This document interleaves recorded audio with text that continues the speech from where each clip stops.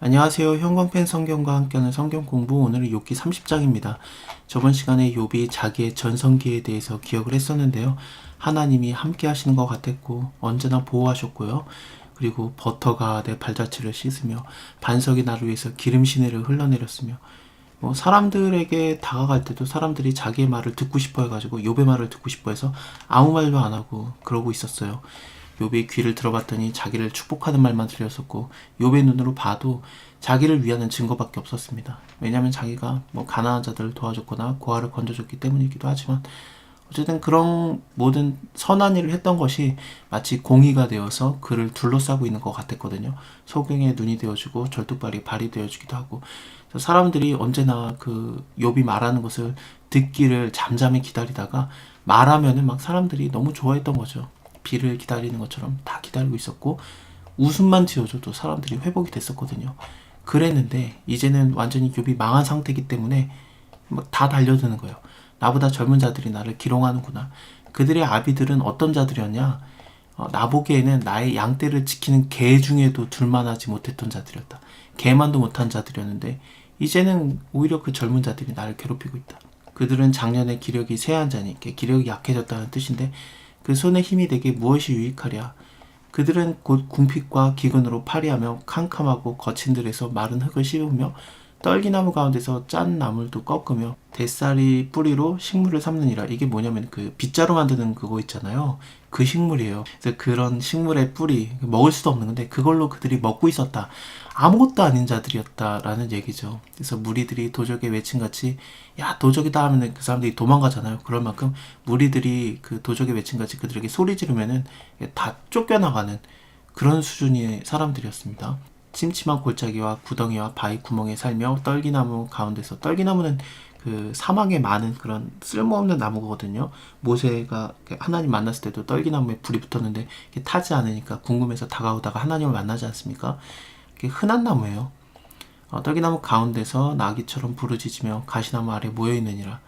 그들은 원래 그런 자들이었다. 본래 미련한 자의 자식이고 비천한 자의 자식으로서 고토에서 쫓겨난 자들이었다. 이제는 내가 그들의 노랫거리가 되었다. 그들이 나를 조롱하고 있다. 아무것도 아니었는 자들이 이제는 나보다 더 괜찮아진 거예요. 욥보다요.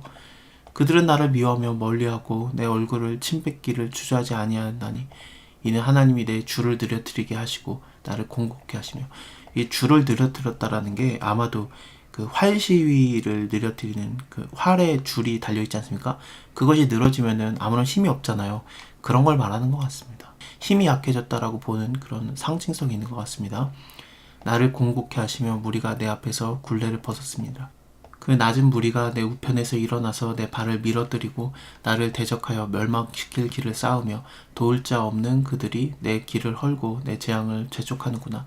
성을 크게 파괴하고 그 파괴한 가운데로 몰려오는 것 같이 그들이 내게로 달려드니, 성이 있으면 그 한 곳만 파괴시키지 않겠습니까? 그러면 그곳이 파괴되면 막 그곳으로 군사들이 들어가서 함락을 시키거든요. 그것처럼 막 파괴된 곳으로 들어오는 것처럼 나에게 달려든다. 놀람이 내게 임하는구나. 그들이 내 영광을 바람같이 모니 내 복록이 구름같이 지나갔구나. 이제는 내 마음이 내 속에서 녹으니 환난 날이 나를 잡음이라. 밤이 되면 내 뼈가 쑤시니 나의 몸이 아픔을 쉬지 않는구나. 너무 아파가지고 이 뒤에 18절에 나오는 내용이 아마도 연결되는 것 같은데, 하나님의 큰 능력으로 하여 옷이 추하여져서 옷깃처럼 내 몸을 붙였구나. 이게 뭐냐면은 너무 아프니까 몸을 이렇게 뒤척뒤척 할 거 아니겠습니까? 그러다 보면은 막 옷이 이렇게 쥐어 짜여져서 있는 거예요. 그것이 마치 하나님의 큰 능력이 자기를 이렇게 쥐어 짜고 있는 듯한, 옷이 이렇게 구겨져 있는, 막 비틀려져 있는 이유가 하나님이 나를 이렇게 비틀고 있구나라고 생각을 하고 있는 겁니다. 옷깃처럼 내 몸에 붙었구나. 하나님이 나를 진흙 가운데 던졌고 나를 티끌과 재같이 하셨구나. 내가 주께 부르짖으오나 주께서는 대답하지 아니하시며 내가 섰사오나 주께서는 굽어보시기만 하시나이다. 주께서 돌이켜 내게 잔혹케 하시고 완력으로 나를 핍박하시오며 나를 바람 위에 얹어 불려가게 하시며 대풍 중에 소멸케 하시나이다. 그 악인들은 바람에 나는 겨와 같도다라고 시편에도 나왔었고 21장에서도 욥기 21장에서도 악인은 원래 바람에 나는 그런 지푸라기 같아야 되는데 태풍에 날려가는 겨와 같아야 되는데 하나님이 그런 일을 몇 번이나 하셨는가라고 되물어보고 그랬었거든요. 그래서 이건 원래 악인이 받아야 되는 그런 거 같은데 근데 하나님이 악인들은 벌하지 않고 오히려 나를 이렇게 바람에 나는 것 같이 이렇게 불고 있구나. 하나님이 나를 바람에 날려가게 하시는구나. 실제로 욥의 자식들도 태풍 때문에 그 집이 무너져서 죽었었죠. 1장에 나옵니다. 내가 압니다. 주께서는 나를 죽게 하사 모든 생물을 위해서 정한 집으로 끌어가시나이다. 그러니까 나를 죽이려고 하나님이 작정하시고 있는 것 같습니다. 내가 알고 있습니다. 그러나 사람이 넘어질 때 어찌 손을 펴지 아니하며 넘어지려고 하면 사람이 이렇게 손을 자동적으로 피잖아요. 그리고 재앙을 당할 때 어찌 도움을 부르짖지 않겠는가. 하나님이 나를 죽이려고 하는 거는 알겠는데 나도 모르게 자동적으로 넘어질 때 손이 펴듯이 재앙당할 때 도움을 구하듯이 그렇게 하나님께 마지막으로 부르짖고 있는 겁니다. 고생의 날을 보내는 자를 위해서 내가 울지 아니하였었던가 빈궁한 자를 위해서 내 마음이 근심하지 않았었던가 내가 복을 바랬더니 화가 왔고 광명을 기다렸더니 흑암이 왔구나. 내 마음이 어지러워서 쉬지 못하는구나. 환난 날이 내게 임하였구나. 나는 햇빛에 쬐지 않은 검은 살을 가지고 걸으며 이게 뭐냐면은 햇빛에도 안 쬐는데 이미 살이 검해진 거예요. 그러니까 징계를 받을 만한 일을 그렇게 많이 한 적이 없는데 하나님께 드러낸 것이 없는데 근데 내가 이렇게 고난을 받고 있다. 징계를 받고 있다. 마치 햇빛에 쬐지 않은 살이 검어질 수 없는데 검어진 것처럼 그렇다는 얘기인 것 같습니다.